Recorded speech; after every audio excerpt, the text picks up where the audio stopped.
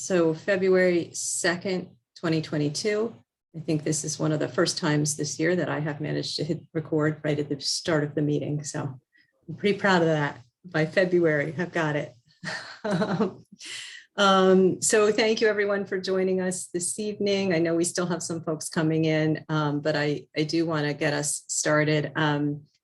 Just a couple of quick housekeeping items. I want to acknowledge, I see that Bridget Loft is here, and I also, I haven't seen Sarah, but I might have missed her. So Bethany, she's not able to make it tonight. She's not here this evening. I do see Ty Bird is here from the Office of School Support. And then we also have some staff affiliated with our committees who will be presenting this evening, and they are here as well. So thank you to all of the staff who have come out this evening. And if we can mute microphones, please. Although I enjoy having the dogs join us, we might, let me just, I can do that one.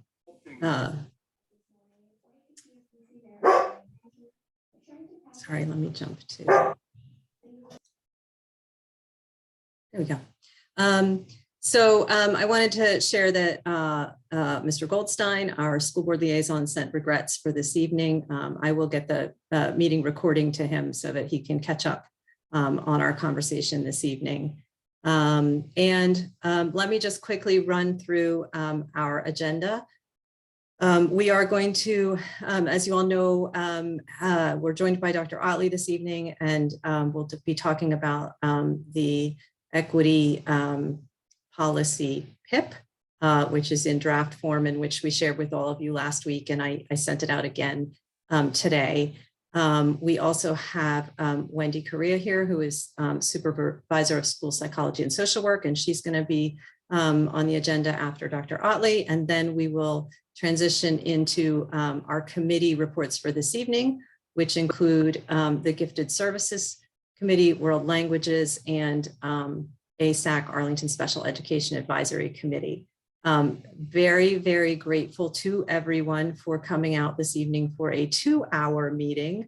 If you all didn't read the fine print in the emails, we are extending the meeting tonight in order to accommodate all the agenda items. And we had indicated, I think in November, December, that we would be doing that once or twice this year. I think while it's sometimes challenging to do a 2-hour Zoom meeting, that it beats trying to add another date to the calendar. So that was the trade-off that we made.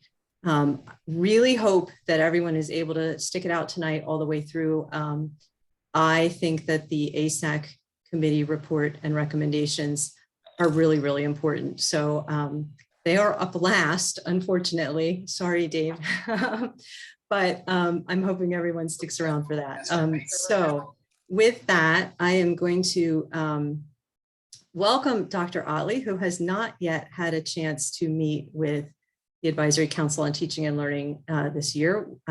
I believe, Dr. Otley, you were appointed into your position early in the fall. Is that correct? That is correct.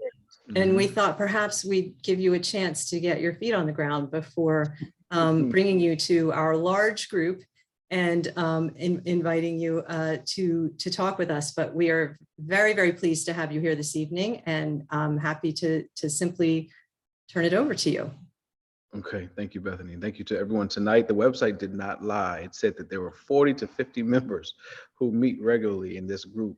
And right at 7 o'clock, almost all of y'all were in the room.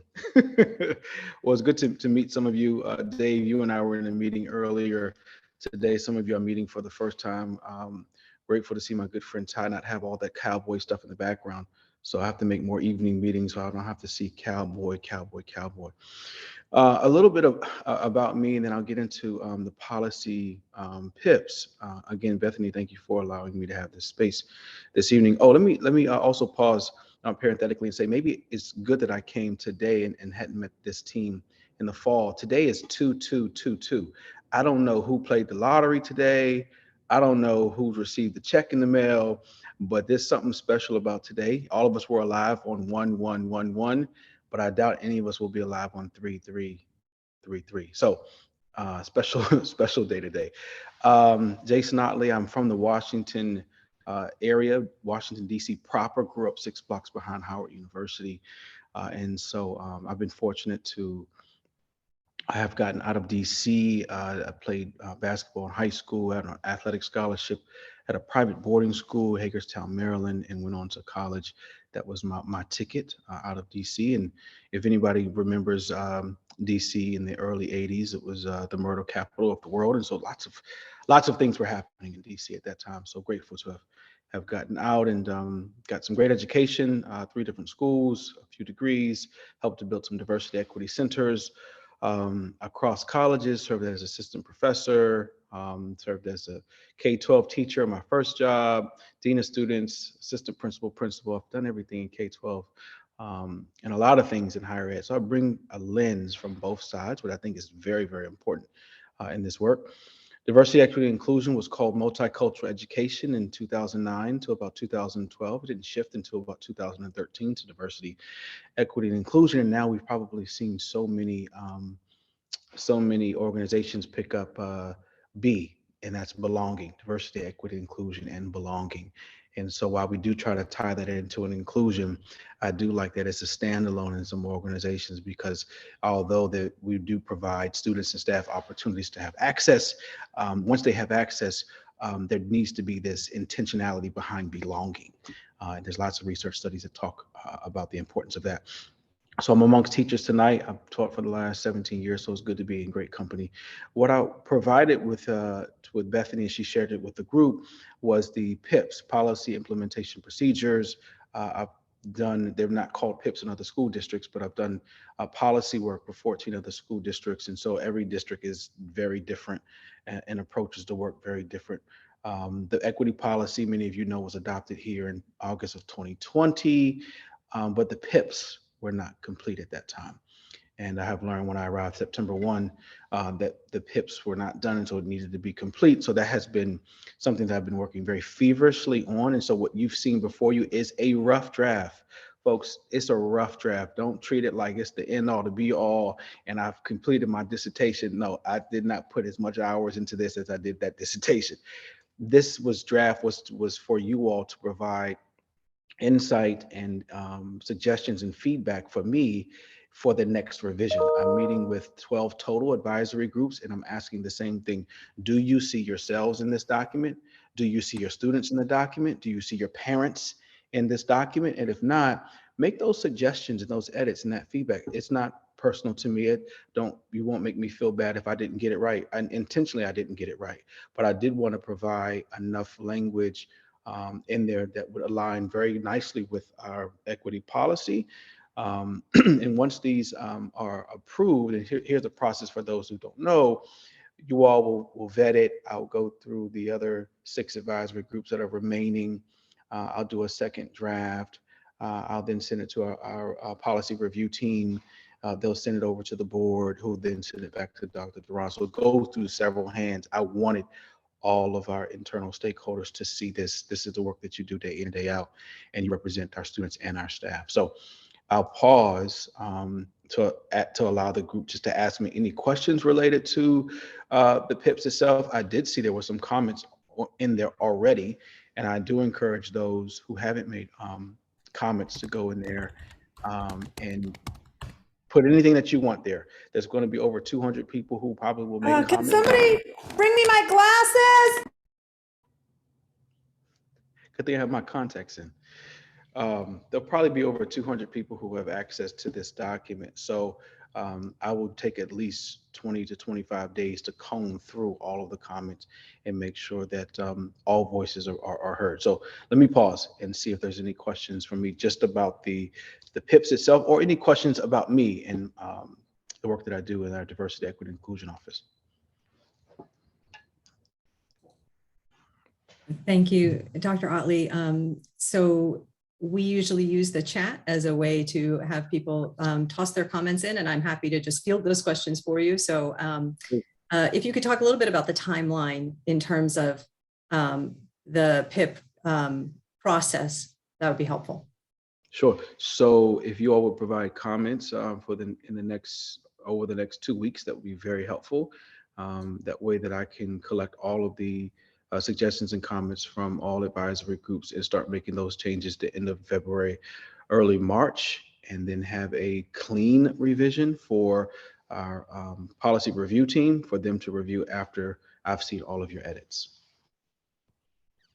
Right, and I might offer, just because we've been working this year on some of the policy related to the school board advisory committees and then the related PIPs. So I'm more familiar with this process than I've been before as a parent. And Bridget, you can jump in with me if I'm stating any of this incorrectly, but I believe the equity policy was approved by the school board a year ago, 2 years ago, something like that.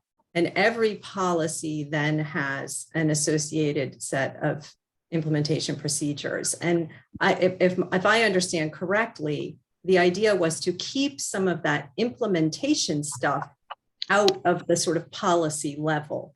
Over the years, I think, as the school board implemented and adopted various policies, things related to how the policy would be enacted would creep in.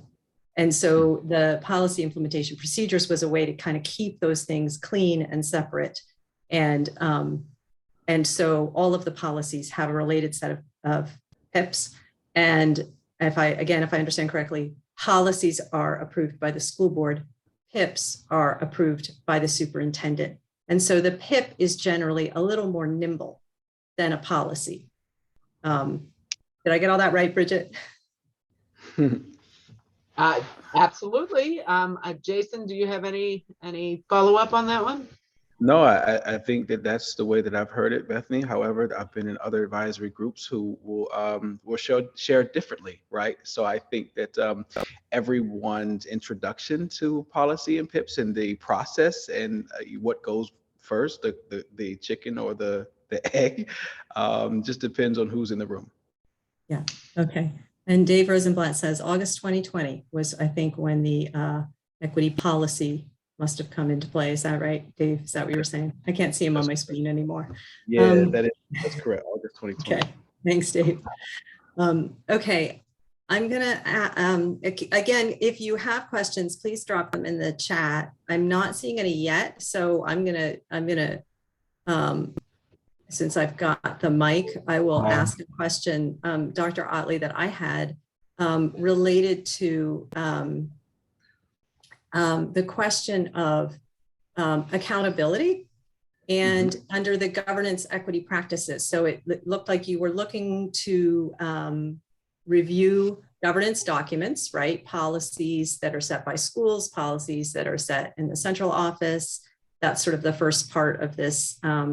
And there's a under the accountability section, it says essentially that the policies will be regularly reviewed. There's a second part that says reports will include quantitative and qualitative evidence of growth and failures. And that to me suggested that's not actually a review of policies, but maybe the implementation of those policies in departments, schools, wherever, building policies, et cetera. And that seemed quite different to me than the review of the policies themselves. That just, am I clear about what that distinction is that I'm making? Yeah, very clear, Bethany. I think in this section, it was more around the practices. And so not necessarily the policy, but the governance equity practices. And so when you're looking at like a comprehensive equity assessment, that's where I teased out the ability to see evidence of growth and failures. Okay. So I was following from above where it was talking about the kinds of documents that would be reviewed.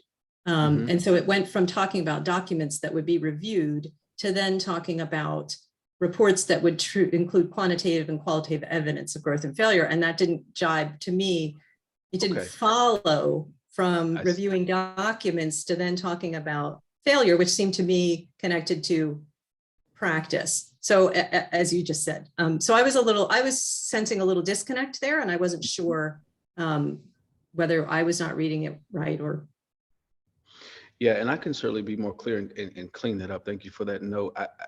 What I was thinking there was document analysis. And so when we look at triangulating data, whether it's document analysis, whether it's semi-structured interviews, focus groups, being able to look at all the documents that surround our governance and use that as a way to triangulate the data. But I could be more clear in that section about that. Thank you. And I am seeing a question in the chat from Merritt that says, will the equity dashboard be tracking the equity policy and implementation of the PIP? So the equity dashboard or the equity profile is going to be aligned to our strategic plan. And so while you probably will see, it's going to be a tiered or phased rollout or project, there's no way for us to do it all in one undertaking. And I think it would be crazy to try to do that. And so our strategic plan highlights our engaged workforce, student success, student well-being, operational excellence, and partnerships. And so on our equity profile or dashboard, we would like to highlight those particular areas.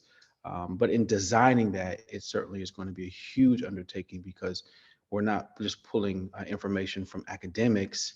We're looking at our engaged workforce. And so that's HR having to pull data from that team. And then one of the things we don't have here at Arlington yet, I'm certainly pushing for this, is quality control. We need a department that focuses primarily on making sure all of our data is accurate. Although we can pull data, what's the quality control behind that? So those are some of the things that I want to make sure is in place before we just begin putting data up and making sure that it's accurate. Thank you. We did have a question related to your definition about diversity, equity, inclusion, and belonging, and whether you could say a little bit more about what you mean by belonging.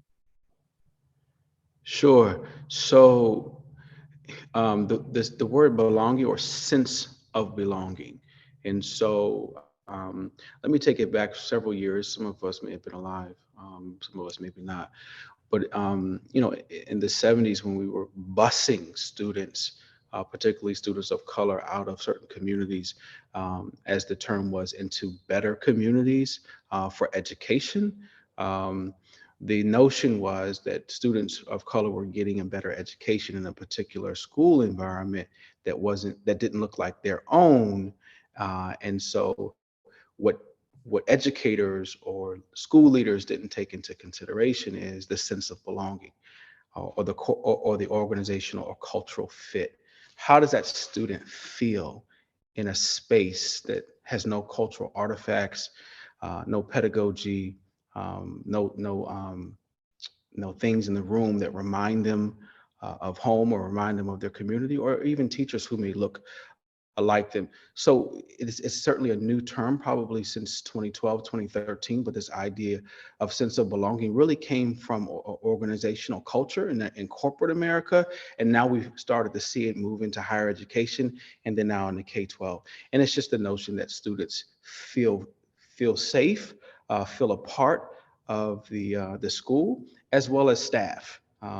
We have a high turnover in staff of color at APS, but I think that's something you see across the nation as well. And so really strategically looking at access is diversity, but more than access is sense of belonging. How can we create a space where students and staff who may be from different communities or different backgrounds, who are not in the majority, how will they feel comfortable? And how can we make sure that happens intentionally? So that's what I mean by sense of belonging. Thank you. I'm gonna scroll. We've got a couple of questions dropping now, so let me just quickly go through. So Dave asked if you could talk more about the approach to resource equity. His comment is currently APS budget documents are quite opaque about resource allocation. Is there a proposal to make changes to the budget process? Absolutely, David. That's a great question. One of the first questions I asked the first week I was here, the week of September 1st, when was the last time that we did a compensation study, or when was the last time that we actually looked at the way that we spent money, the allocation of resources? are those resources going to our high need schools? Or do we have the same sort of materials and resources, programs and initiatives, smart boards? I even look at the design of a building. I've been in some school districts where, in the basement of a building, there's no windows. And so how does that impact student learning and student development comparatively to a school that may have all windows? So there's tons of research studies around how students thrive, in what spaces they thrive very well. And I think the allocation of resources, there needs to be an assessment or an audit on how we spend the money and where our money goes, and what schools benefit the most from those monies. I haven't seen a report, Dave, that we've done that recently. Bridget, maybe you'd be able to speak to it more than I can, but since I've been here, we haven't had a conversation about it being done. That's something that I want to make sure happens by next school year. Okay. Thank you. I'm gonna, Dave, did that answer the question? Because I know you had a follow-up comment. Okay, great, thank you. And then Jenny had commented that she sees assessing equity in curriculum, instruction, et cetera, in the document, in the list of the 6 things that are in the hub, but not in programs. So the idea is, we would look at things in departments, right, for curriculum, but Montessori, Immersion, IB, those programs are not, it's not clear if they are included. Yeah, Jenny, I'm glad that you made that comment, and I'm glad that you put something into the document to be reviewed. This is particularly important. Every school district is different. I mean, over 30% of our student population are English language learners. It's different in different counties, right? Over 16% of our student population are students with special needs.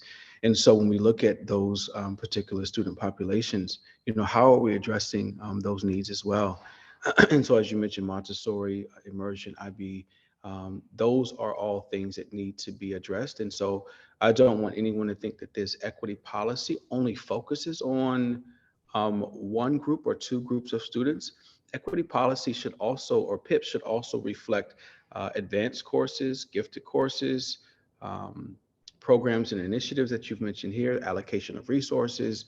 And so I think that when we review the term equity, it should be equity for all students. So where have we fallen short for all students, regardless of race, regardless of gender, regardless of social economic background?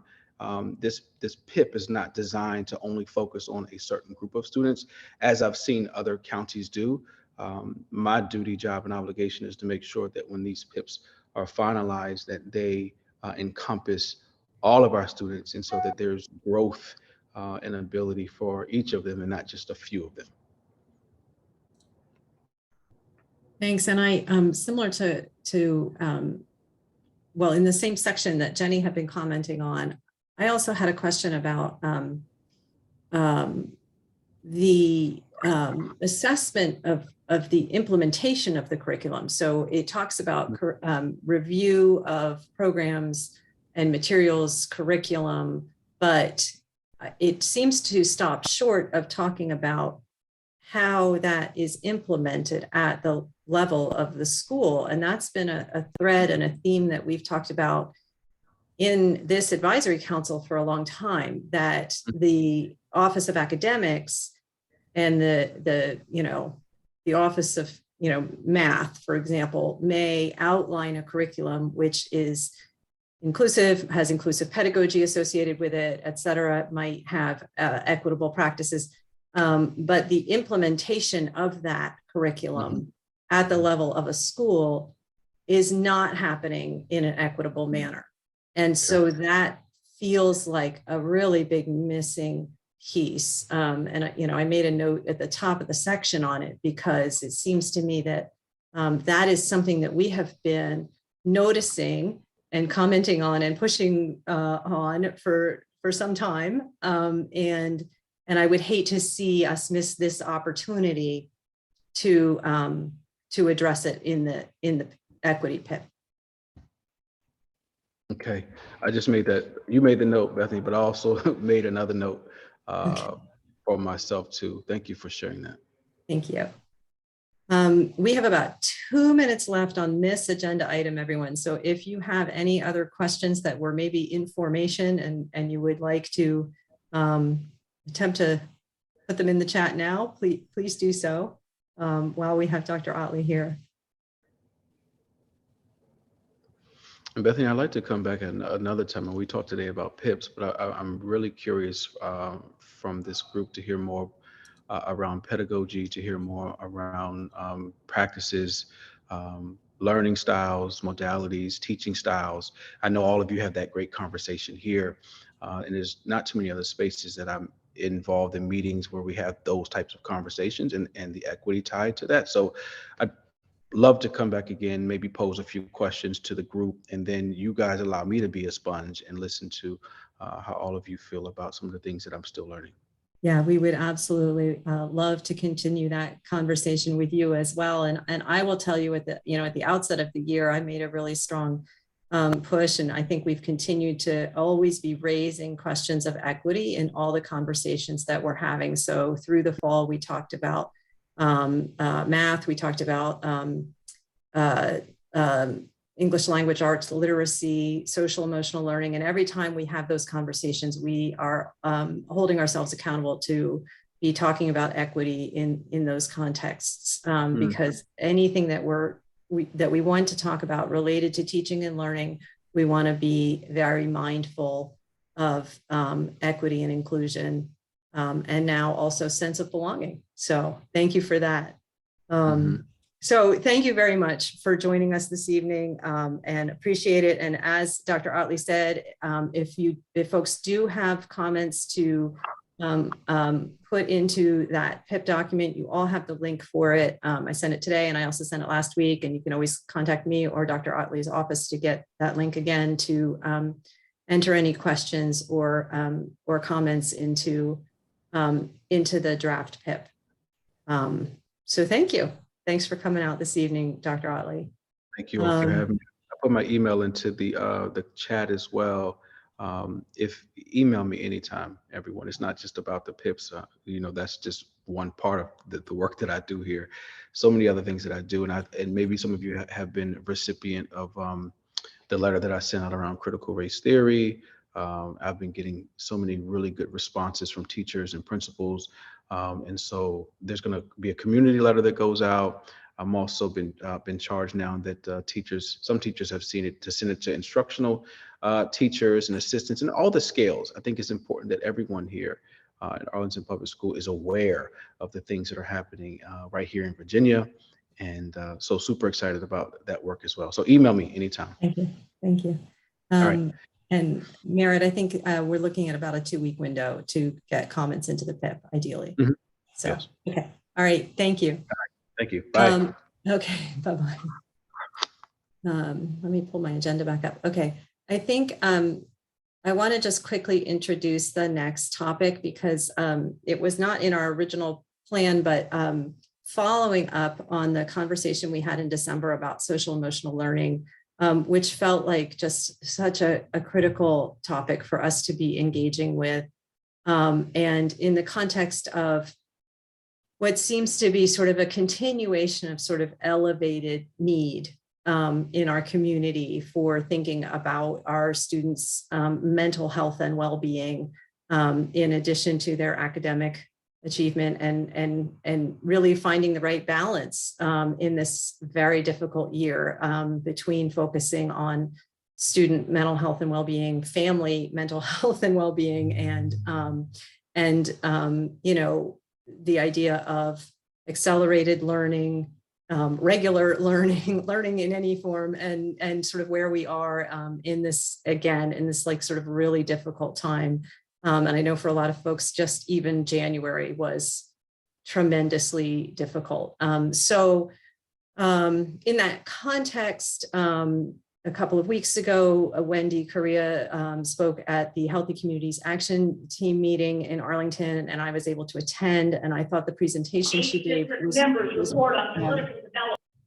was really aligned with sort of where we all are right now, and really sort of a nice extension of the conversation that we had in December. So I wanted to ask her, and she was willing and excited to come and speak with us a little further on this topic, sort of mental health and wellness and well-being. So with that, I will turn it over to Wendy. Thank you. Good evening. Thank you, Bethany. Thank you for that introduction, and hello to everyone this evening. I see a lot of familiar names, and I'm glad to see those. I'm glad to be here. A quick bit about myself, who I am, for those of you who may not know. I am a school psychologist by training, and I've been with Arlington Public Schools for coming up on 30 years, and have held just a wide variety of positions, which has really allowed me to grow and have an opportunity to see a lot of different perspectives on how we support students as a school division. And I am very, very, very motivated to talk and do outreach around this topic, because it's so important for us as a community to talk about it. And I want to thank Dr. Otley, although I'm sure he has signed off, for setting up the stage of this conversation as well, because in student services, we do see SEL as our lever for equity. Like, this is where we can start a lot of the work around equity. And you hopefully saw the superintendent's message today that the screener will be coming out, and that belonging, you may not know, but belonging is one of the things we'll be collecting information about through the screener. So with that, I want to give just a quick kind of like touch in on some of the things that we've been seeing in the schools, as well as some thoughts that I have and will share with you around families and what you can do as parents, a little bite-sized strategy to use, and then some resources and some things to look at later. So with that, I'm going to share my screen and have a very brief PowerPoint. Hopefully I will get it into the right presentation mode and share with you. So here we go. Bethany, can you confirm that you're seeing my screen? Yeah, I'm seeing your screen. It's not in presentation mode, but Oh, there we go. How's that? Yes, Okay. thanks. And there we are. Okay, thank you. So as I said, I want to share a little bit about what we're seeing in schools with our students and what we're doing from the point of view of student services. Let me move this out of the way here.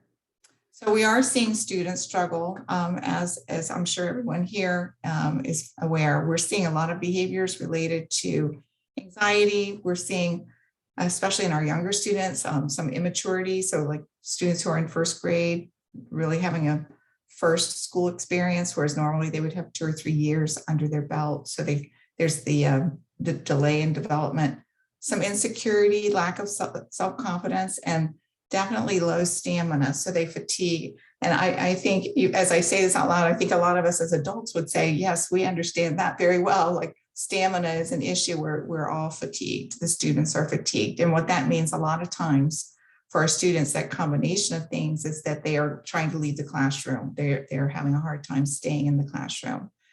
So the mental health folks in the schools, as well as our teaching staff, it's not all, this work is all shared work. There's no one person who executes all of this work. But our goals generally are to work with our students on gaining some self-calming skills, decreasing their distress, helping them to stay in class. We know that the way we're going to build stamina is for them to stay in class. And they need to be in class to receive instruction. So how can we help them, even if they have their head down, even if they're in a calming corner, even if they're pacing a little bit in the back of the room or off to the side? Staying in class allows them to continue to build stamina and be exposed to whatever's happening in the class. When they're out of class, they miss all of that.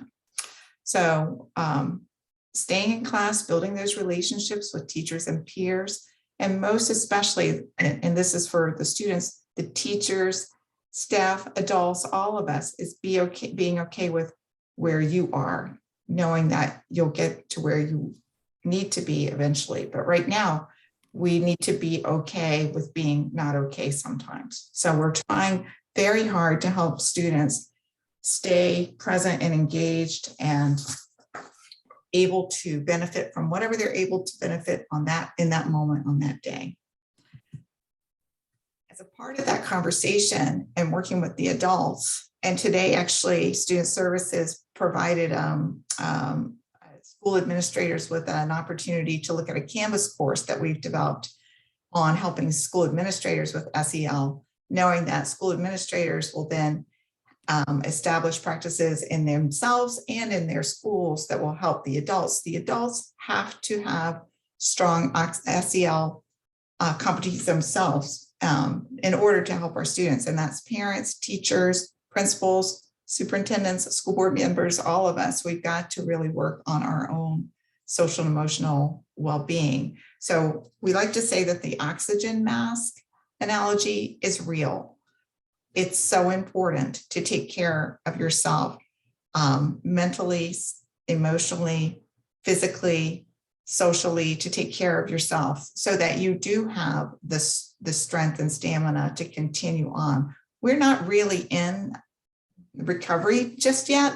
We're still in a coping phase, regardless of what your interpretation of the different data out there is. We're in a coping phase, and the reason we define it as that is because we're still coping with change every day. We haven't had a period of stability where expectations are the same and conditions are the same for a good stretch of time.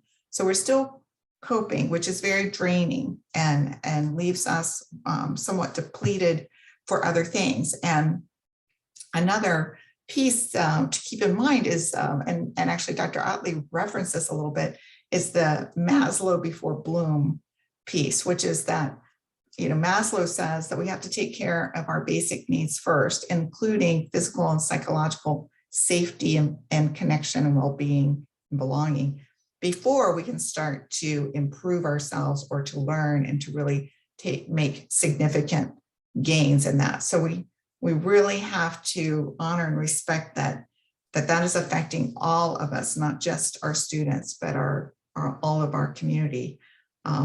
So we try to convey positive messages for all members of our community. We are one ecosystem, right? We are all in this literally together. So affirming with each other that we are strong. We have made it this far. We have been coping all of these days. So we really want to encourage people to just keep coping. Coping is going to look different from person to person, from family to family. But the belief that you can cope and find your way is the underlying piece that allows you to do what you need to do for yourself and your family. And within that, our community, we're so fortunate because we have a very engaged community and we have aspirations. We have lots of visions. And within that, as a community, it's a wonderful thing. Sometimes what can happen on the family level, though, is that we feel a lot of pressure to do things a certain way, or to hurry up and achieve, or to hurry up and get past, and to do all the right things. And we need to really support one another in recognizing that each of us is in a different place. Each family is in a different place. Each child is in a different place. And we need to respect that amongst each other and not be judging one another or ourselves harshly as we all make a little progress. The most important thing is that we can look at each other and say, like, I understand that it's, we're humans here, and I respect that you're in where you are today, and I hope that you also respect me where I am today. So I wanted to, this is a little different. This is a little deviation from what we talked about in HCAT, but for tonight, I really wanted to instill one big idea that we could all take away and work with in our individual lives, wherever we are.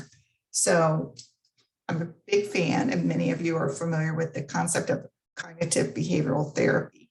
Cognitive behavioral therapy says that our thoughts, feelings, and behaviors are all linked, and they don't exist in isolation, and that they interact with one another. And so when we think about the number of folks in our community right now, children and adults, that are experiencing levels of depression, We can look to see what kind of thinking patterns might be there. And we can also offer ideas to help identify things as small changes that we can make ourselves. And that's a part of our good self-care. So some common thought patterns are listed there on the left. I won't read those to you, but I wanted to highlight a couple of examples of those thought patterns. We see a lot of this, especially in some of our high achieving students, the perfectionism, where they feel that anything that's not perfect is failure. There's not anything in between. That can also show up in our relationships, where if we have any kind of difference in perspective or opinion, then that is the end of a relationship. And what we know as grownups at our various stages in life is that relationships are work, and they have ups and downs, and we can survive, a relationship can survive a difference of opinion, that it doesn't need to be the end. Then under filtering, I just wanted to say this is a real vulnerability for us at, having gone through the past 2 years that we've gone through, which is filtering. When we're in a negative place, we tend to see negative, and we tend to focus on negative and overlook positive types of things and events and information that are out there. So we're all sort of susceptible to that, and it can be quite contagious, and it can develop a lot of momentum on its own. So sometimes we're in meetings like this and someone poses an idea and someone else will tell you all the 5 reasons why that won't work. And that's a kind of a reflection of that filtering. So we have to continue to work with each other and say, that we can have differences of opinion and we can still work together and still collaborate. So those are some of the examples of thinking patterns to illustrate just the idea that thoughts drive feelings. I love what we call the roller coaster analogy, which is this. I hope you can see that there's a picture of a roller coaster here, and there are 2 boys who are in line to ride on it, and you can see from their faces that they are looking at that roller coaster with different feelings about it. And you have to think, what is it that triggers those feelings about the roller coaster? The roller coaster, in fact, is the same inanimate object to both. The roller coaster is actually a neutral stimulus. What happens, though, is the thoughts that the boys have about the roller coaster affects how they feel about it.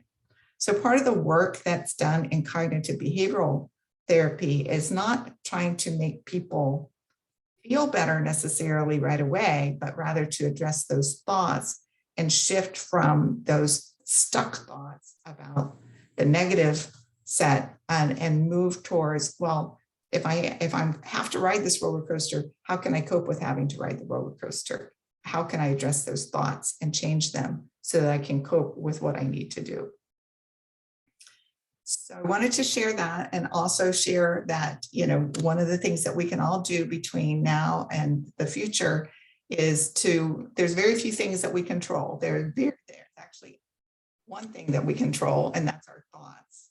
And because of this relationship between our thoughts and our feelings, if you can actively seek to increase your positive thoughts, you will help yourself feel better and change the energy that is between you and your family members. So actively interrupting negative thoughts and increasing your positive thoughts in a very intentional way can help with your feelings, help with your physical and emotional well-being, and help you to move forward in a more positive way.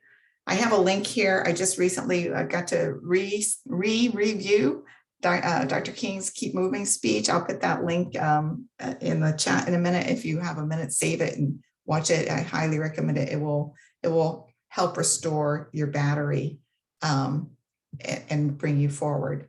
I wanted to point out for you as well, and I'll put these links in the chat, that Student Services is publishing newsletters every month. The Parent Resource Center is offering many events for parents, and Student Services will be offering in the near future some sessions for parents focused on SEL, with the emphasis being on a conversation like this, which is to say,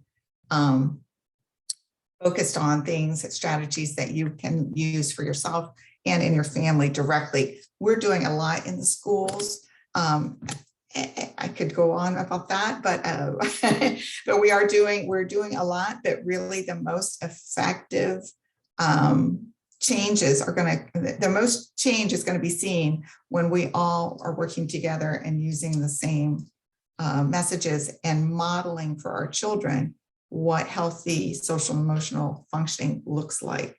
So it's really important that we work together as a community amongst us as adults, in addition to what we're rolling out to teach explicitly to our children. So I can't talk and cut and paste at the same time. So I'm going to stop talking for a moment, do some cut and pasting so you have those links, and then I'm happy to respond to any questions.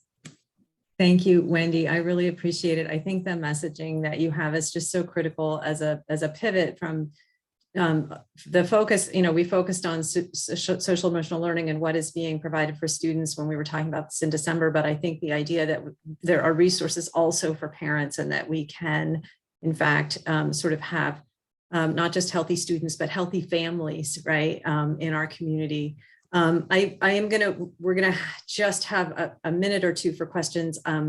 Dave did post one in the chat about, Wendy, do you feel that your office has the resources to support the level of need you're seeing in students this year? You started out, right, by summarizing a little bit about need, and if not, are you able to articulate anything about sort of what additional resources might be needed?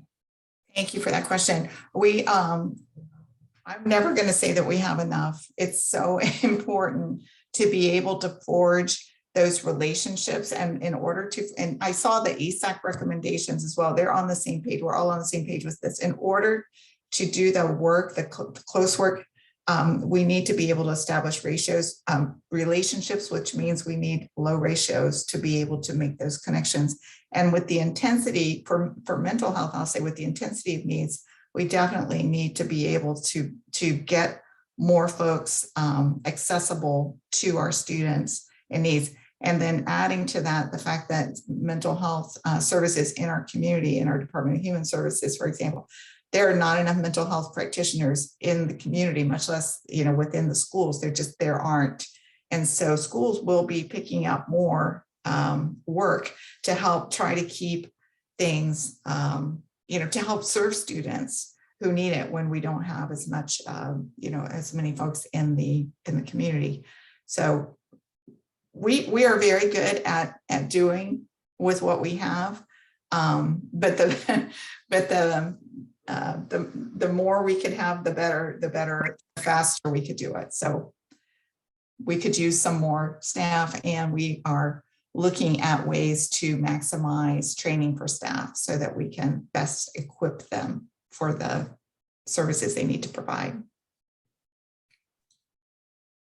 Thank you. We'll do one more question that Kelly posed, which is a question about whether you are seeing an increase of students who are not able to attend school due to anxiety, as we were talking about, right? We are just seeing a continuation of high levels. So students who are not in the virtual learning program, but are struggling to physically and in person go to school.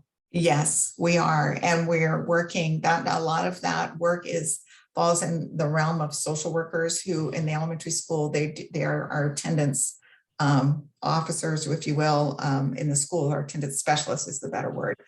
So yes, we're having conversations. We had started a school avoidance project before COVID, before we closed. We're bringing that back to life, and that will involve a lot of parent education and a lot of more outreach and staff information, because really teachers are very powerful, very, very powerful. Not everything has to be done by a mental health professional. And so we want to work with teachers on, what they can do as a part of the network of support for students who are having school avoidance or anxiety that keeps them from coming to school. So it's another thing where we need like a full court press, everybody, all hands. Thank you so much, Wendy. I think she agreed to come do this, everyone, this evening on maybe 2 weeks' notice. I don't remember when we talked, not that long ago, but really appreciate it because this is the critical thing right now, is really pivoting and thinking about what our needs are and what is most important and critical as we are continuing to sort of traverse really difficult. Add one very Yeah, go ahead. One very, I meant to say this earlier, is so important. You know, every school does have psychologists, social workers, counselors, and other mental health staff. And we are here for you. I really want you to ask for your assistance in getting the message out. You know, of course, we are dealing with students, but we're here for consultation with parents and staff. Please don't wait until you feel like you're in a crisis. We really want to hear from you and help you with the, you know, if you're not even sure what to think about whatever you're seeing, give us a call. We are here for that. We want to work with you on that. So thank you. Thank you, Wendy. And you know, I want to reiterate the message that for all of you who are representatives from schools, I hope you will carry these messages back to your school communities. We will post Wendy's presentation on the ACTL site. And you should, you know, feel free to share that out with folks and make sure that they understand, you know, how to reach that office and what resources are available through the Parent Resource Center and you know, and everything, because we really do want to support everyone as much as possible. So with that, we are at a moment where I said we would have a quick break and transition to our committees. And so I really do want to honor that break because that is in keeping with what we were just hearing, which is like taking care of ourselves. So I'm going to say 2 minutes. Okay. We are going to come back at 7:57. So please stand up, stretch, get a drink of water, do whatever you need to do. And we will be back in 2 minutes. Thank you, everyone.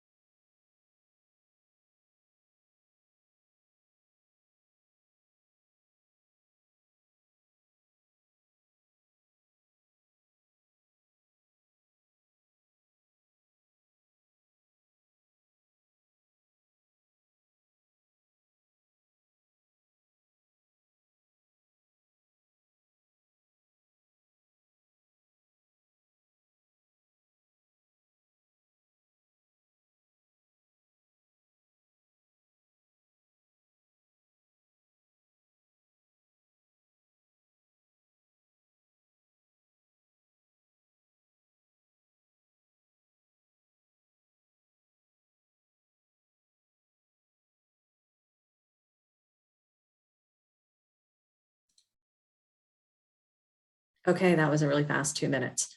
Welcome back. I assume everybody's back, right? We are going to go into 3 committee reports this evening. You all did receive those reports in advance, and you also got the rubric in advance. And then today I sent actually links to a way to fill out a Google form for the rubric. So if you prefer to do it that way, some people felt that would be simpler, easier. It's actually easier on our end for compiling results of the rubric. So you're welcome to do the way you did it last month and fill out the rubrics and send them to me, or you're welcome to use the link and fill out the Google form. So with that, I would like to turn it over to the co-chairs of the Gifted Services Advisory Committee, Carlisle Levine and Greg Eastman. And I think that Cheryl, did I see Cheryl? Cheryl, oh yeah, there she's in the middle of my screen. Cheryl McCall, who is their staff liaison from the Gifted Services Office. So I'm going to turn it over to you all. And we are almost right on time. I'll keep an eye on the time. We'll make sure you get your full time allotment. So thank you. Okay, thank you. We'll try to be relatively quick with our initial comments and discussion. I'll start first by saying thank you to Cheryl, who's done a fabulous job helping us both in the past and in the present. And then to the rest of the GSAC committee for all the work they've done, both in the past and in recently to lead us up to this point. And to talk a little bit about how we kind of got here where we are with our recommendation, particularly with recommendation number 1 for intensified classes in middle school. There's been in Arlington, there's been, roughly 30% of the middle school population has been identified as gifted in one subject or another. And there's been, discussion over time and a lot of feedback through GSAC and from parents that, that the gifted needs, there wasn't enough differentiation that was happening in the middle school level. And that gifted students weren't getting, enough challenges and enough differentiation for them. And so that there was a study that was done a few years ago that looked, and compared, for kids who are gifted, whether or not they had a year's worth of growth in math versus whether or not they had a year's worth of growth in English. And it was the case that they did in fact have a year's worth of growth in math where they had opportunities to take an advanced or an intensified class, but not in English and so they weren't getting a year's worth of growth in English.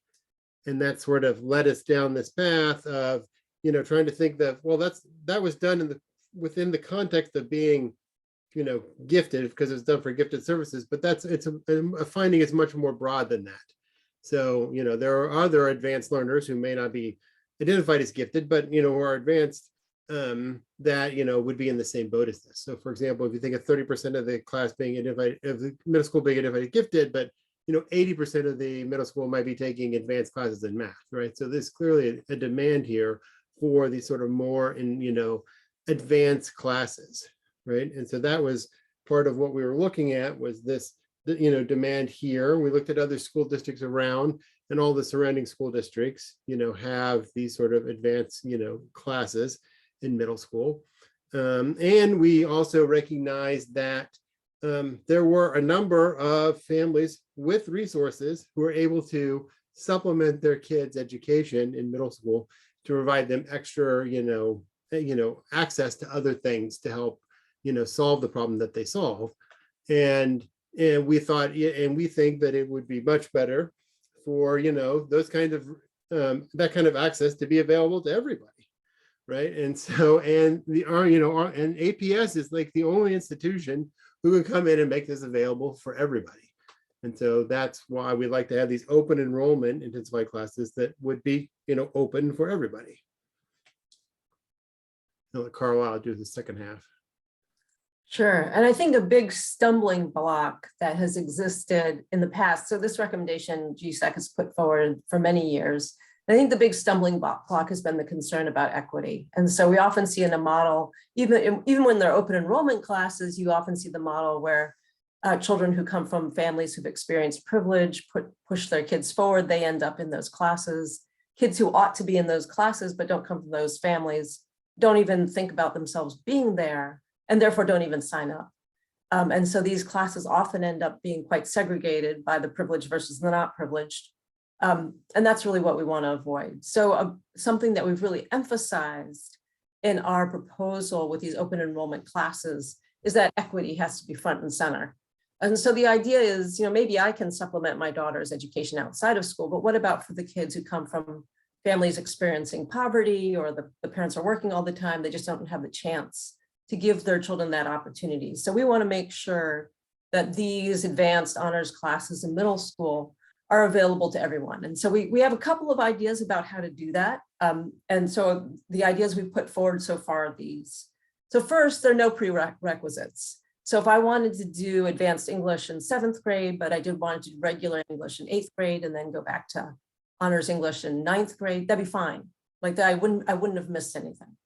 The next is that there has to be intentional outreach to students who are quite bright, who could definitely do well in these classes, but who might not see themselves as candidates for these classes. And so that intentional outreach means principals, teachers, counselors, anyone, and it's probably one-on-one outreach, a lot of encouragement, outreach to their families, to ensure that they see these classes as classes for which they should sign up. Once they're taking the classes, I thought that was great that Dr. Otley was talking about belonging. They have to see themselves as belonging in these classes. They have to see themselves as welcome. They have to see themselves reflected in the teachers of these classes. They have to have support. So I know when my daughter comes home, if she has a question, she can ask me. But what about for the kid who can't go home and ask his or her, their parent? And so there have to be the supports in school. So we have the Arlington tiered system of support in place. We have some other supports in place. We have to make sure that the child who actually signs up for these classes has the opportunity to succeed once they're there. And then finally, we need to make a concerted effort to make sure that in every school who is signed up for these classes reflects the demographic diversity of the school as a whole, because that's how it should filter out. And so we should use that kind of as a litmus test. Are we really doing our best effort to reach out to the kids we need to reach out to make sure that they see themselves as students in these classes and so that they can succeed in these classes? We're super excited that Dr. Duran has already said yes to this. For the school year 2023-24, we will have advanced honors middle school courses in English, social studies, and science to match math. And there will be open enrollment with a focus on equity. He's allowing an additional year to make sure we get this done right. So we want to put a solid system in place, and a big piece of that is making sure that the equity pieces are there. In the meantime, he's promised us that next year in middle school, we'll have larger clusters of identified gifted kids together. So that if you don't have an advanced class, at least you have more kids like yourself in the classroom, which should raise the level of learning. So we in GSAC are really looking forward to starting now. We're about to reach out to Dr. Otley, for example. We're going to reach out to folks in the central office, to the middle school principals, to the equity officers, others who will be have important roles in this design, to get input about how do you make these classes successful. And when we say successful, we primarily mean how do we make them open, welcoming, and embracing of all students in APS who would benefit from taking them. I want to take a moment to mention recommendation 2, because recommendation 2 actually is very closely tied to this. And that is in our gifted services office. Cheryl, we're so glad you have a second person there now. But for many, many years, Cheryl was on her own, which is a little crazy given that gifted services supports kindergarten through 12th grade in all subjects. And so we're glad you have a second now. And we really hope that your additional person who is supposed to be, who's currently in the budget for the next year, stays there. I know there are budget pressures on APS, but I think given the breadth of work that the gifted services office has to undertake, which is supporting every school, supporting every grade, supporting every academic area, I hope that they'll be able to maintain that second specialist so that there'll be 3 people in that office to do that work. And that will be really important as we transition over to having these advanced or honors classes in middle school, because you'll need some focus there, but you can't lose the focus on elementary school, for example. And so we'll need at least a couple more sets of heads and hands working on this. So with that, I think we open up for questions. Is that right? Cool.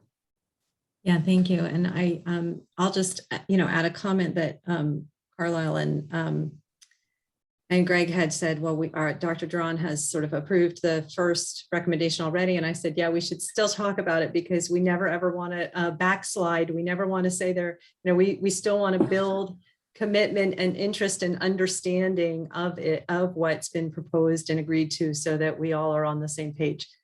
So if folks want to ask questions, drop them in the chat or raise your hand. Let me make sure I didn't miss any yet. Actually, we did forget one thing. One thing Greg and I have talked about is that I think we see a lot of overlap between our goal of the advanced and honors middle school courses with some of the goals that you all are putting forward from other committees. For example, if the English language arts folks are saying, well, we'd like to see more writing. Well, in those advanced honors English classes, we could do more writing. Or the science folks were talking about wanting to have deeper study of science. Those classes would be perfect for it. So we want to identify all the places where our goal can overlap with yours, and therefore we can bring them forward together. Thanks. Okay, Miles, I see your hand is up. I think that's Miles. Yes. Oh, you're muted. Nope, you're still muted, Miles. Can you unmute? There we go. Sorry about that. I apologize. I dropped in late. So I have a question generally, and like I said, I like the direction of this. I know this group has been trying for a long time to get changes here. The question I have is that was there a look at sort of more holistically how gifted is defined?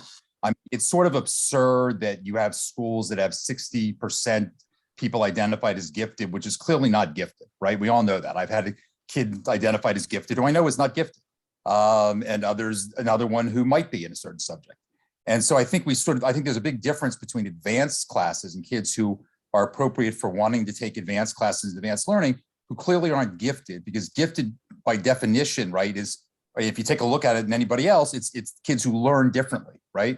They're not necessarily, smarter, higher IQ, they learn differently in a different manner. And I think they, especially at a younger age, might need a different kind of education. So I was curious as to whether there was ever any, sort of, look at that sort of more holistic, is how we define it and how we sort of then provide services to different kinds of kids who have different needs. Yeah, I think we have done that, and I don't want to cut Cheryl off, who I know could talk at length for this, but so I want to distinguish between a couple things. One is while we sort of, gather the evidence to support the idea of doing this, through the gifted program, we do intend to make it clear, and we'll repeat it regularly, that, this should be available to anyone who wants it, right? It's an open enrollment kind of class. So it could be a gifted person, it could be an advanced learner, it could be someone who just wants an extra challenge and wants to do it. So so that's one thing about it. I think separate and apart by that, there's a question of like the identification of gifted kids, which happens much more in the elementary school level.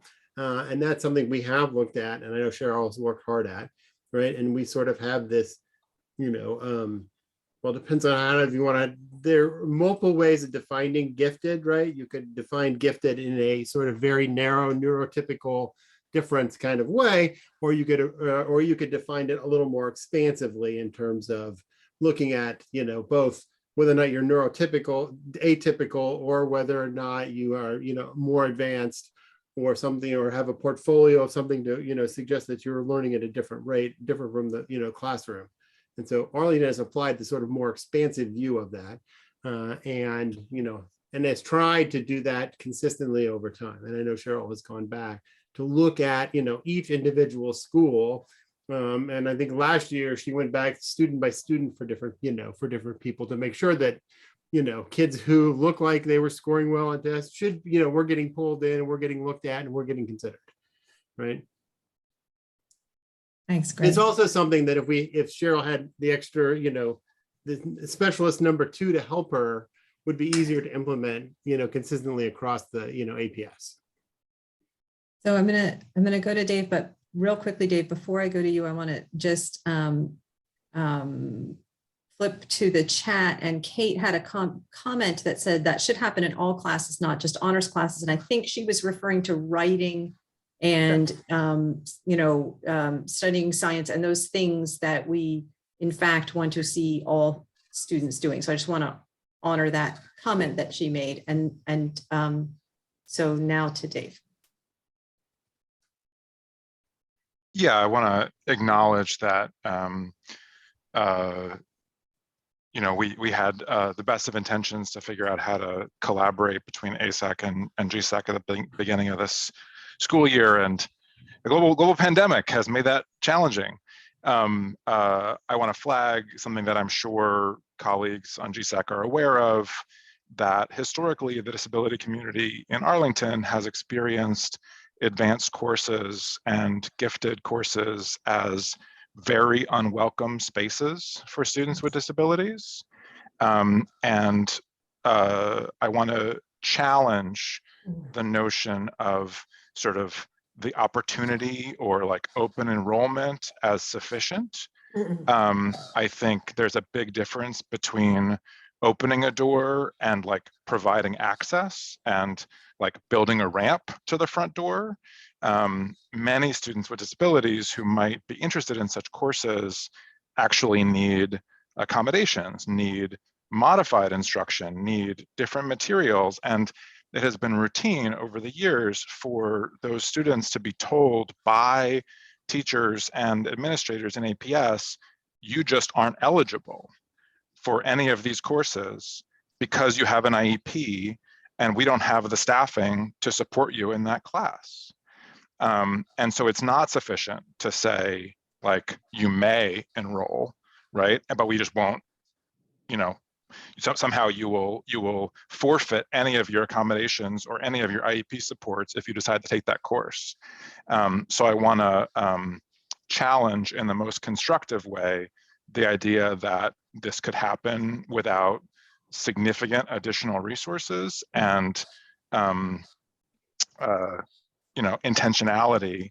And I think sort of behind some of my questions is a more general concern that to the degree that we as a school system are deeply committed to inclusion and educating students together, that seeking to create more strategies for stratification and segregation sort of swims in the opposite direction. And so just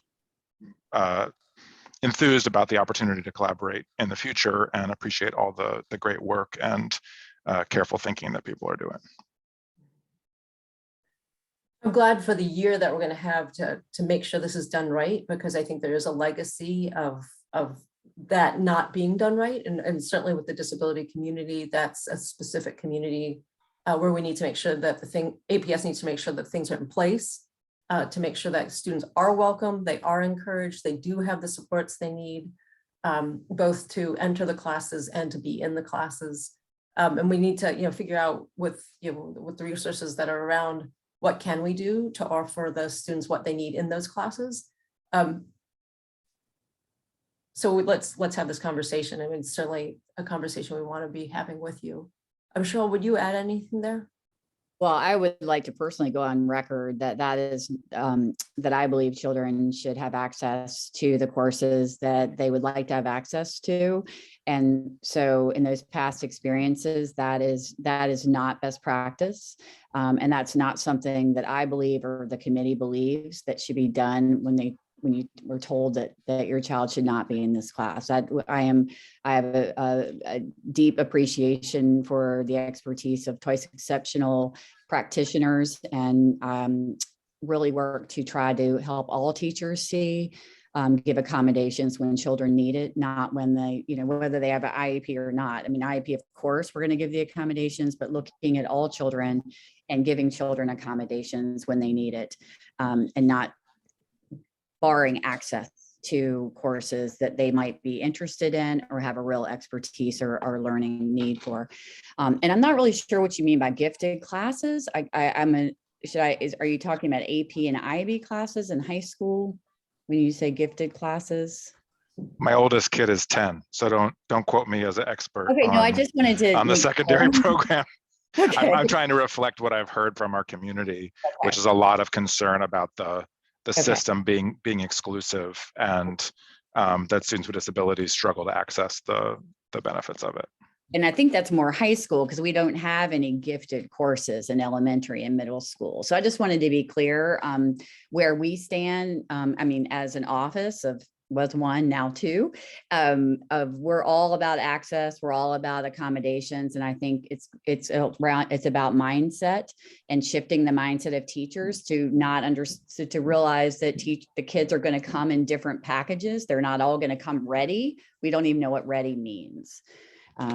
So I appreciate that. And Greg, I appreciate you handling the wide definition of gifted, which is actually on our local plan. If anybody wants to read, we do focus on talent development and nurturing that talent and really focusing on equity of access for all.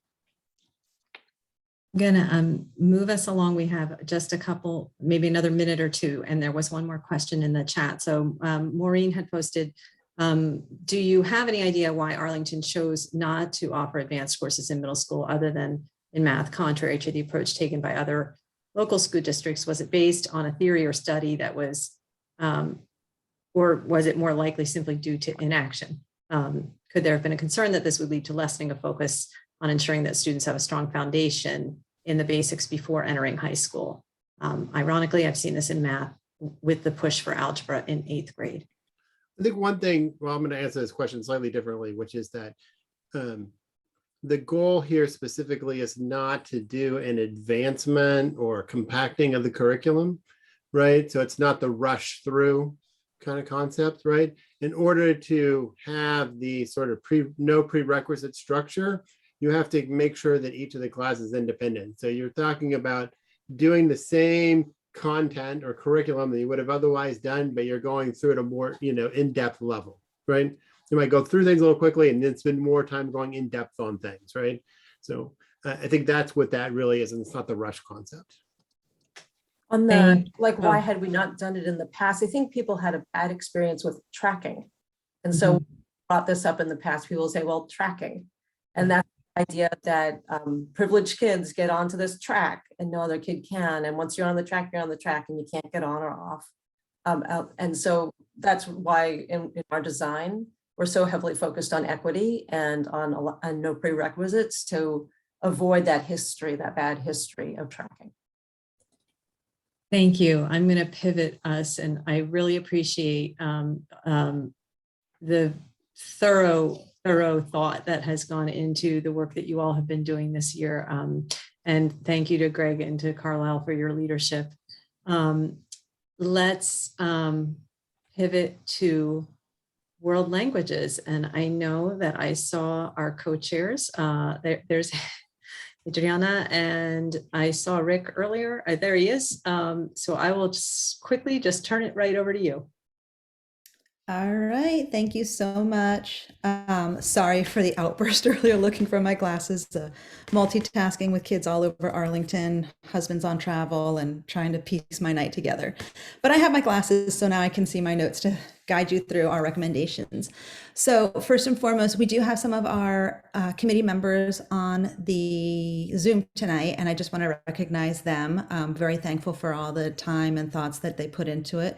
I saw Eden was here, Paola, Dr. Rick Jackson, our supervisor Elizabeth Harrington, Rachel, and one of our student members is even on, Hannah, taking time away from her studies and her relaxing and everything. So we really appreciate that. Thanks so much.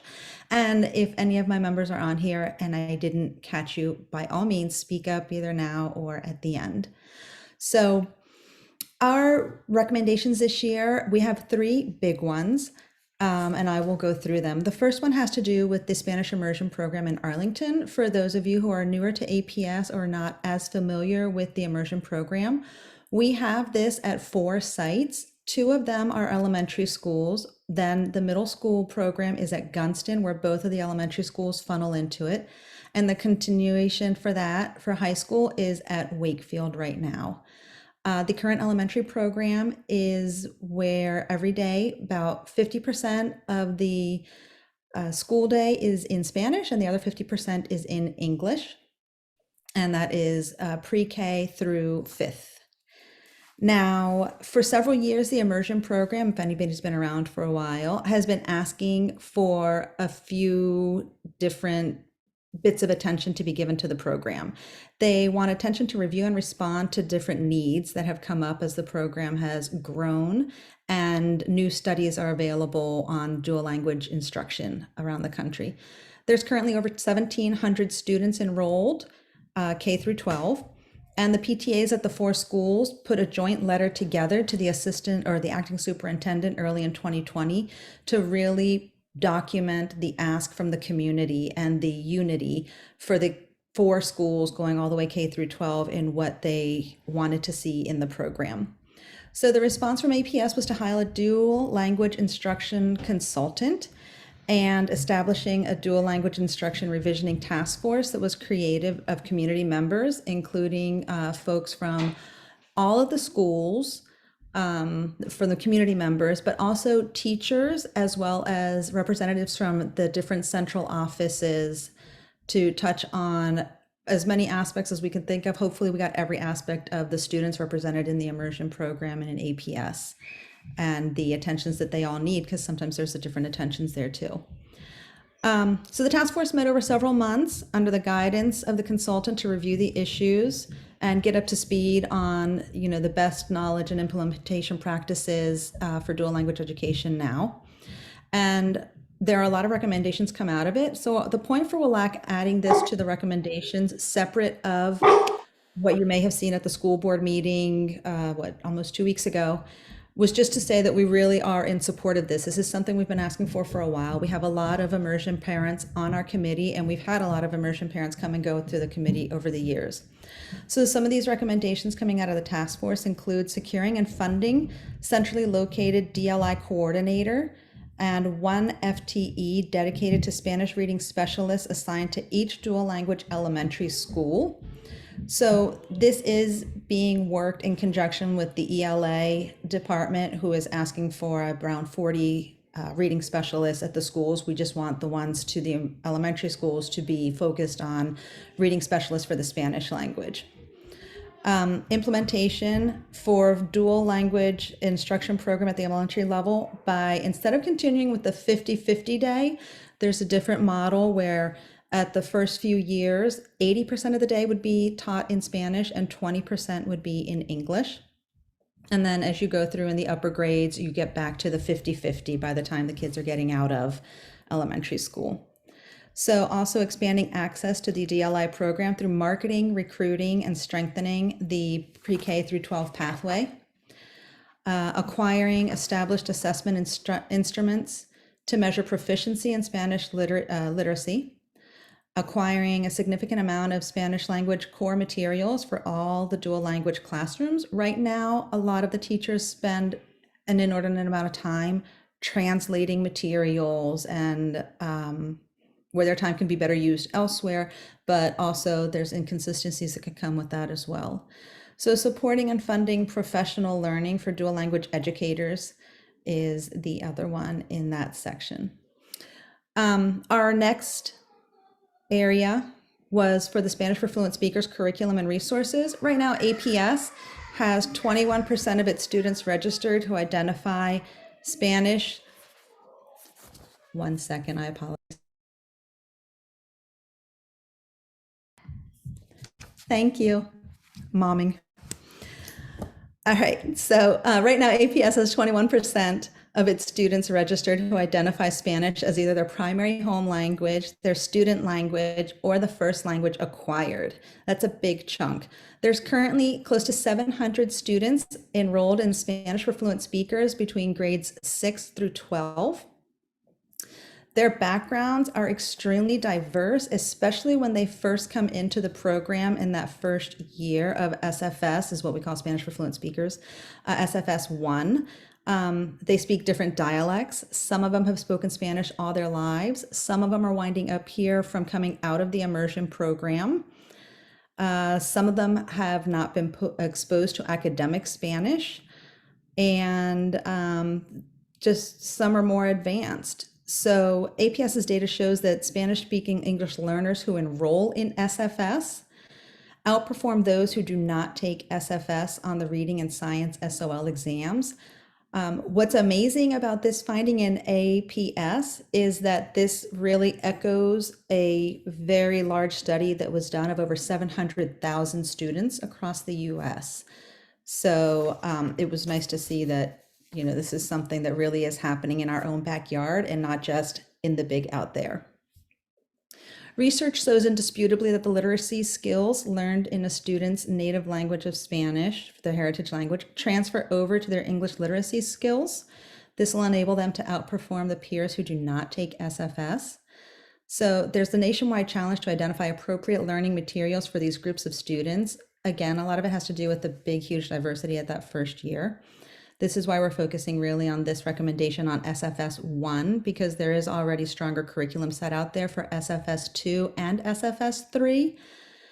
So the recommendation is, in order to properly enrich the experience of the students enrolled in Spanish for Fluent Speakers and to ease the burden placed on the teachers by trying to find suitable materials, the World Language Advisory Committee recommends additional time for curriculum writing team to complete the SFS 1 curriculum, purchase additional readers at all levels, and provide professional learning in the area of literacy to the teachers for SFS. And our final summary for our final recommendation for this year is the professional learning for the ASL teachers.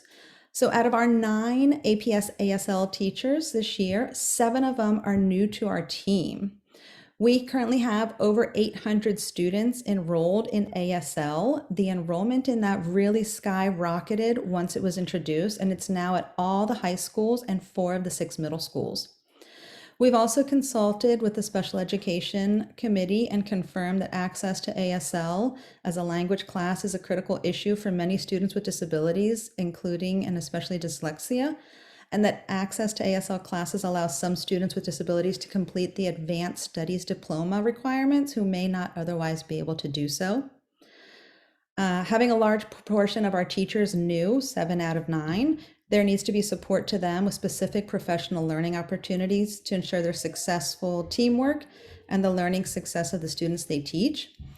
The Virginia Department of Education has only just recently released a new set of standards of learning for ASL.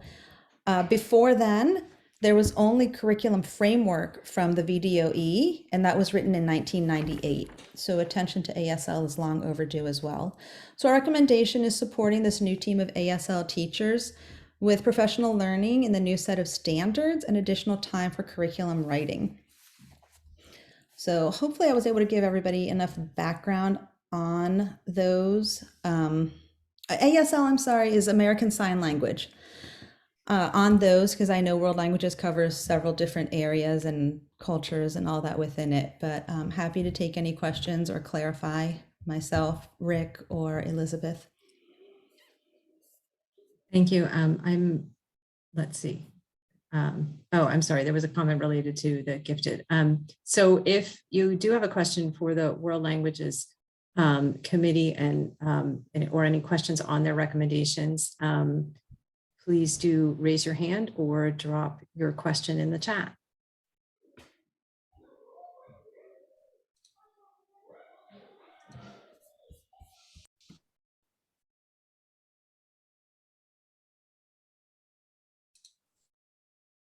No questions.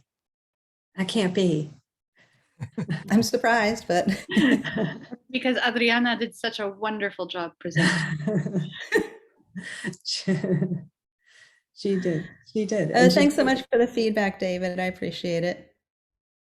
I know the two committees had met before in the past, and that was where we had some of the nuggets from before. We also have some folks on our committee who have children with IEPs, 504, special needs, and so we always welcome the feedback.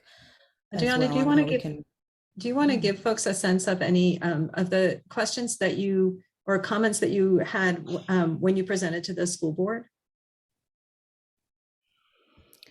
Yeah, let's see. I know it's probably a distant memory at this point. Elizabeth might remember, or Rick.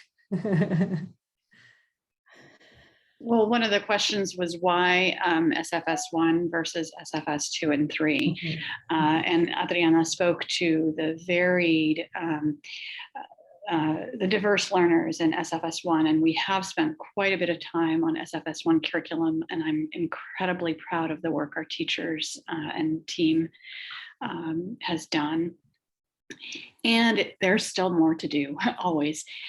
This last year, we were able to purchase curriculum for SFS 2 and 3 with a digital license for 6 years.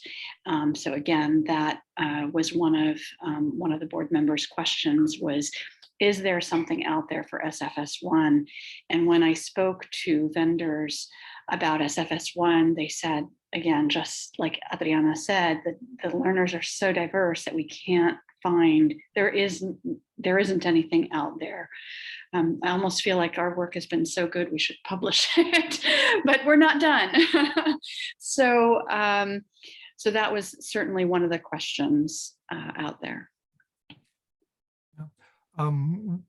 If I can, one of the questions that also came up, in addition to what Elizabeth just spoke to, was the focus on the fact that our recommendation number 1, especially for the immersion coordinator, is compared to the other 2 recommendations expensive. And the school board said, yes, there have been a lot of requests for similar positions in other subject areas. But they also noted that the request for the immersion coordinator is a very long-standing one from the World Language Advisory Committee, going back close to 10 years. And in fact, considering that the immersion program started in Arlington before 1990, and so is now over 30 years old, and has been raised up across the country as a real model program and a model commitment to the dedication to dual language immersion training, resulting in learners that come out controlling both languages and both cultures by the end of the program, that this is something that they, Dr. Cannon specifically said, they need to look at this need carefully because it's been obvious for a very long time. And Rick, I would add to that the dual language immersion program is probably one of the best English learner programs out there, where it really works on closing the achievement gap between our English learners and their peers. So that is, there was that focus on fair, or rather, equity does not mean equal. I know that was brought up at the school board meeting in regards to serving our students that are in need.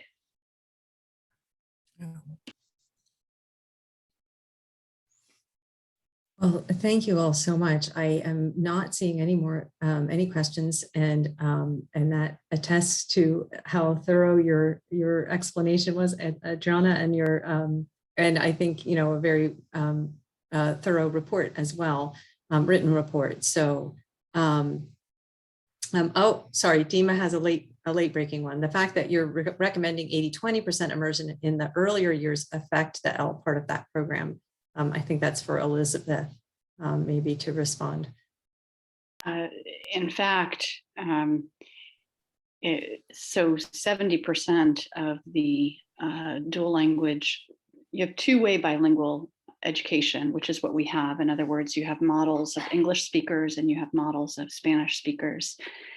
And there is a lot of research that talks about, if you learn for Ls, if you learn to read in your native language first, there's the transfer of knowledge. So for example, I learned to read and write in French before I ever learned to read and write in English. I think I'm doing pretty well in my literacy skills.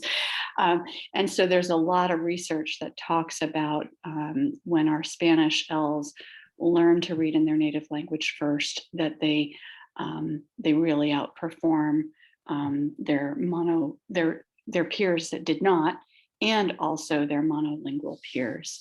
So what an 80-20 model allows is for students, not only Ls, but also native English speakers, to have more, well, the English speakers get to spend more time learning Spanish. And the English world is so much a part of our daily presence that you're certainly not left out of the English world.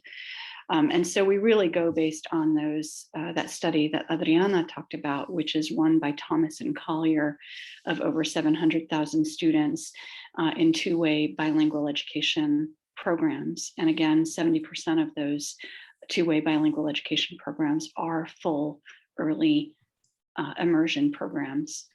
So I think it will only help not only our Ls, but also our English speakers. Thanks, Elizabeth. In the interest of time, I'm going to move us along. Adriana, there's one or two other questions in the chat, and I wonder if you would be so kind as to maybe follow up on those directly with those folks. Much appreciated. Thank you.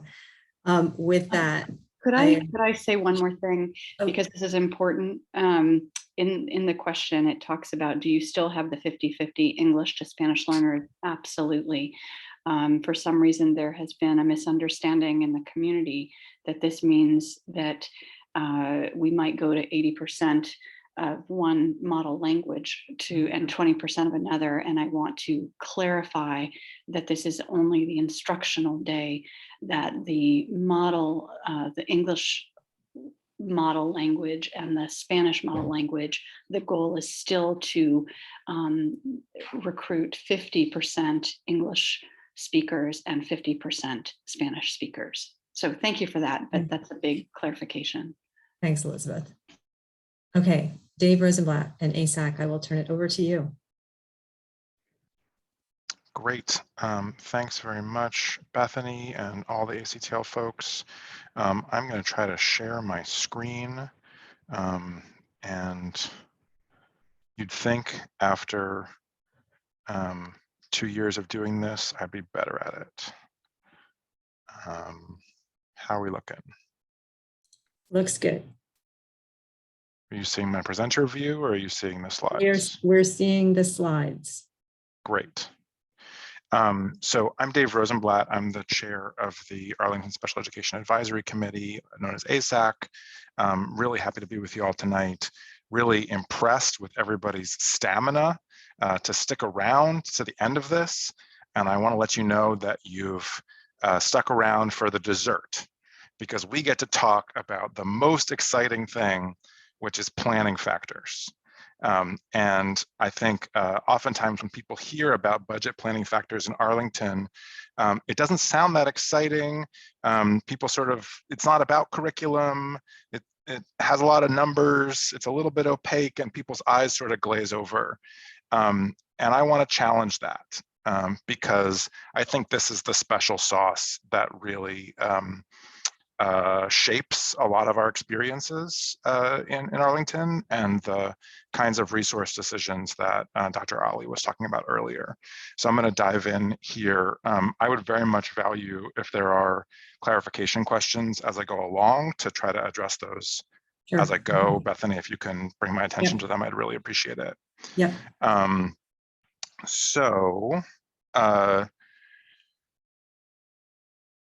Basically, I also want to just quickly acknowledge our staff liaison, Dr. Kelly Krug from the Office of Special Education, who I can see is here, and I didn't see any other members of our committee, but I want to acknowledge all of our committee's work, and especially our vice chair, Simone Walker, who's done amazing work, and our school board liaison, Mary Cadera, and Christina Diaz-Torres. As you've seen in our written submission, our recommendations this year have two main themes. One is inclusion and one is pandemic recovery. I'm going to try to cover the inclusion one and see if I have time for the pandemic recovery one. Starting with inclusion, in case folks haven't sort of focused on this much in your own experience, there is no evidence in over 40 years of peer-reviewed research that segregating students with disabilities produces any of the outcomes we want. There's no evidence. There is plentiful evidence that including students with disabilities in the regular classroom with their non-disabled peers and appropriate supports is better for both the students with disabilities and for their non-disabled peers. For these reasons, the school board included a strong inclusion goal in the current APS strategic plan, which is to see at least 80% of students with disabilities spending 80% or more of their school day in a general education setting. So one might ask, we're about halfway through our 6-year strategic plan. How is APS doing on this goal? Not well. Even though we, as a community, as a school board, prioritize this goal, our inclusion percentage has been effectively plateaued for the past 4 years at around 65%. We are doing all of the professional development and all of the efforts to change mindset and those kinds of things, and we're not seeing these numbers move. And so the question for us on ASAC was, what's driving that? And what can we do to change that? So the other thing I just want to mention that is really important to understand here is that this plateau doesn't affect all students equally. Dave, Yeah. sorry. Where did the 80% goal come from? It was generated by the school board and is seen as a sort of a best practice in inclusion systems change around the country. Thank you. And so what's interesting is that when you go under these overall numbers, white students in APS are dramatically more likely to be included in the general education classroom, white students with disabilities, than their Black and Latino and other students of color peers. So one of the things that's happening under this number is the over segregation of students with disabilities who are also students of color. So we went looking at planning factors and at the budget, try to understand what's going on. For folks who may not have spent time with the exciting world of planning factors, I tried to make this graphic to explain a little bit about how they work. So basically, Arlington Public Schools has a big pot of money, and they have a lot of different schools, and they have to decide how to allocate that money to the schools. And so the planning factors are a series of, I think, unreasonably complicated equations that say, based on the number of students you have in different categories, you get this number of staffing slots known as FTEs or full-time equivalents in proportion to the planning factor for a particular group of students. And that a school is handed a staffing sheet in May that says this is your allotment of staff, and then a school administrator has to go figure out how to run their program with that allotment of staff. In theory, it's supposed to be related to the variety of students that the school is serving. So how are these planning factors working for students with disabilities? Right now, we have planning factors for students with disabilities that, as far as anybody can tell, were designed in the late 80s and have not been changed since. And so we have 4 categories, roughly. We have a category called resource, category 1, category 2, and countywide programs.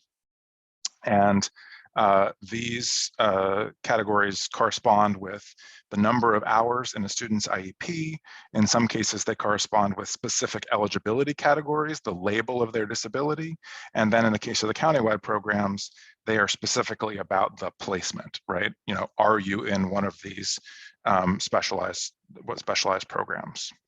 And so when you look at the inclusion profile of these categories, folks listed in the resource category, those students are most likely to be fully included. In category 1 and category 2, those students tend to be somewhere in the middle. They're not fully included, but they're not spending their whole day in a special classroom. And then in the countywide programs, those students are the least likely to be included and the most likely to be spending most of their day segregated with other students with disabilities. And so what we did with ASAC members and SEPTA members and also as part of a planning factors work group convened by the Office of Special Education was try to understand, like what actual resources get allocated to serve each of these types of students based on these categorizations. And what we found is that we have huge gulfs in the amounts of resources allotted to students and to schools. And so what you see here is an estimated per student funding amount. You won't see this number anywhere in the budget because this was our estimate trying to understand from all of those confusing FTEs how that actually translates into dollars. Don't have time to go into the details of that methodology, but if anybody wants to geek out on it with me, you're welcome to reach out. Basically what we found is the students who are most likely to be included get the least resources, and the students who are most likely to be segregated get the most resources.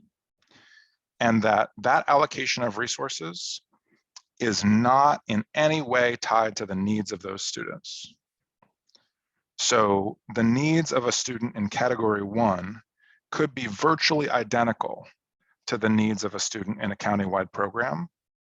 And it just so happens that the student in category 1 is being educated in their neighborhood school, and the student in the countywide program is in a special program.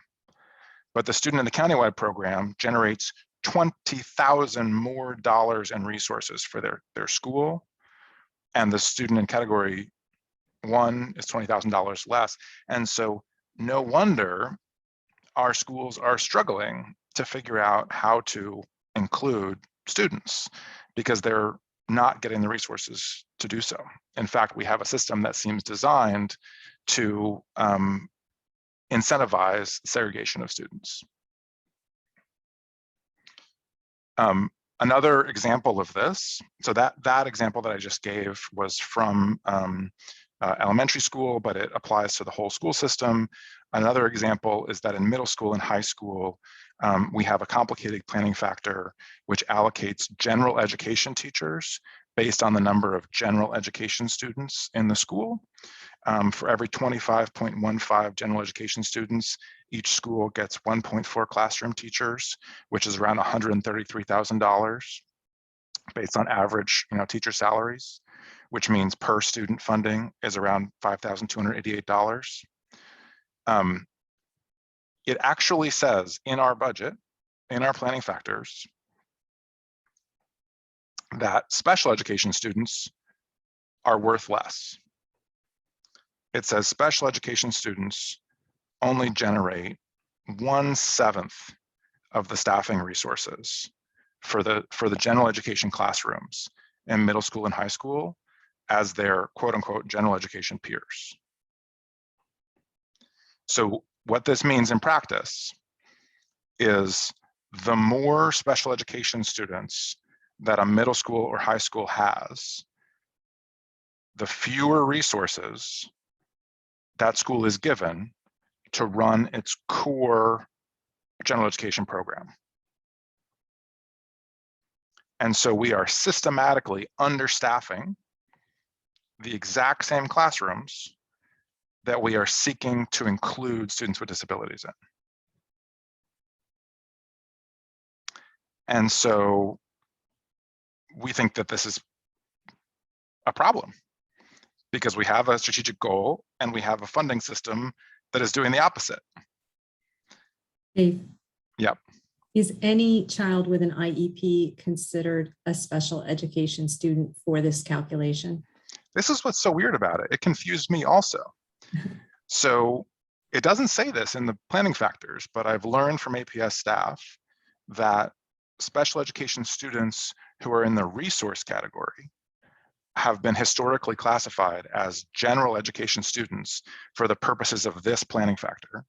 And special education students in the category 1, category 2, countywide, the ones with more IEP hours, are in this special education category that systematically underfunds general education staffing in middle school and high school. What the problem with this is, many of those students are actually spending a lot of time in general education classrooms. And so a student could be spending 60 or 70 or 80% of their school day in a general education classroom, but their school is only getting funding for 1/7 of a school day for that kid. You know, I've heard administrators say, I don't really understand why it is, but every single year I'm scrambling to backfill my general education staffing to be able to run my program. And this seems to be one of the main drivers for why that's happening. And so I realize this is complicated. I realize I've thrown a lot at you. Our core, you know, recommendations here are to get rid of these disparities and get rid of these systems that are undermining. Did I just miss that last slide? Forgive me. So to fund all middle school and high school students equally, right? Treat no student as 1/7 of a student, and to fund all Category 1 and Category 2 students in parity with the students in countywide programs, so there's no penalty for including students with disabilities in their neighborhood schools. Both of these recommendations are, we have made these problems for ourselves over decades, and so they are costly. I don't have the exact cost that's going to have to come out of the finance department, but we're easily talking about millions of dollars. And so in our recommendation to the school board, we acknowledged that this is probably a multi-year effort. But I think it's similar to the conversation that we're having as a community about compensation, that if you kick a can down the road long enough, you create a big problem for yourself. And at some point you have to like own up and, you know, make some changes if you want different results. And we've said that we want different results, and now it's time to invest the resources to make those different results possible. So I've eaten up all my time. It's okay. You have the paper if you want to see our discussion of recovery from the pandemic. Really appreciate everybody's, you know, time and attention so late in the evening. Can you stop sharing, and let's there was 1 or 2 questions in the chat. I think we can probably go to very quickly.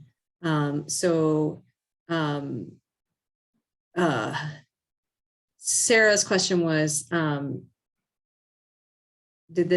not sure what the numbers before were, but not include any money for the general education classrooms of the students in the special education program. Does that question make sense? Because it was given at a moment in time. Sarah, do you want to jump in?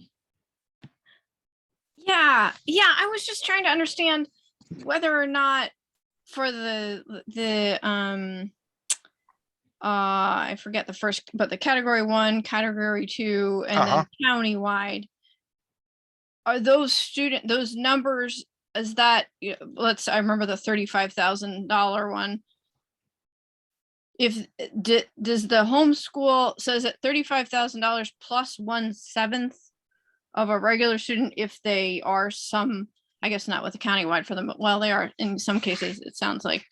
So I'm just trying to understand that $35,000 per student. Does any of that go back to their home school, or it's just the 1/7 of what a?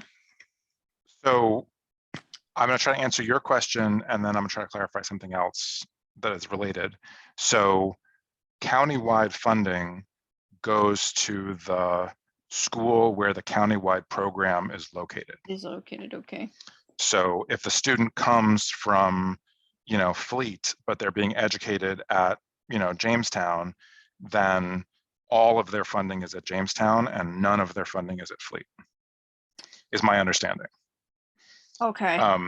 And so for the Category 2, let's say, so it's not a countywide program, but they're a Category 2, meaning I guess they would be potentially at their home school, but spending a lot of time not in a general education classroom. It varies a lot by student. Okay. I mean, there are Category 2 students who could easily be spending 60 or 70% of their day in a And general education classroom and not being actually funded, I mean, it to seems do like that. there might be a way to, it seems like there's a piece of this is just a misallocation, meaning if you've got 35,000 for a student in a countywide program, but that student is actually spending a decent amount of time in their neighborhood school, but all of that money is going, into the countywide program. Is it possible to just reallocate some of that money? Yeah, I mean, my sense is that an additional problem with this system is that I think it's pretty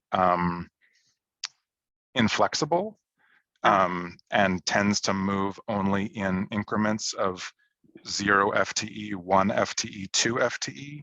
And so what administrators report is that they spend a lot of energy every year swapping out with central office, where they say, hey, I'll give you 1 special educator if you give me 2 assistants, right? And they're sort of like trying to cobble together the staffing that they think they need, which is I think an indication of a broken system, right? If everybody's has to fix it on the back end, then you probably haven't designed it very well on the front end. Right. Okay, sorry, Sarah, I'm gonna move us to close. And here's what I want to propose. So I think we had 2 committee presentations this evening, gifted services and world languages, for which we, generally speaking, wrapped up the questions. What I want to offer to folks is the following. If you feel like you have absorbed enough from the written report that ASAC provided and from David's presentation and answering questions this evening, and you feel like you can complete your rubrics, great. If you are feeling stressed about how you want to evaluate the ASAC recommendations, et cetera, and whether you feel ready to complete that rubric, shoot me a note. And then Dave and I can confer as to whether we want to put it back on the agenda for a few minutes, or whether Dave can respond to, his committee can answer those questions offline, or how we want to do that. So again, if you feel like you've got what you need to know to do the rubric, go ahead and do it. And if you really are feeling like you need more information or want to understand it better, let me know. And then we'll take it from there, because I don't want to shortchange anybody. I realize this is complicated. I've heard it the second time tonight and I'm still trying to understand it. Let's be understanding that it is complicated. Many people have not thought about planning factors before, or even attempted to understand them at this level. So David, appreciate it. Thank you so much. Thanks for the opportunity. And with that, we will call it a wrap for this evening. And thank you all. I think we still have 40-something people here, 45 people here. Oh, 44. Okay, we're done. All right. Thank you all so much. And I will follow up in about a week's time on submitting those rubrics. Good to see everybody tonight. Thanks. Thanks, everyone. See y'all.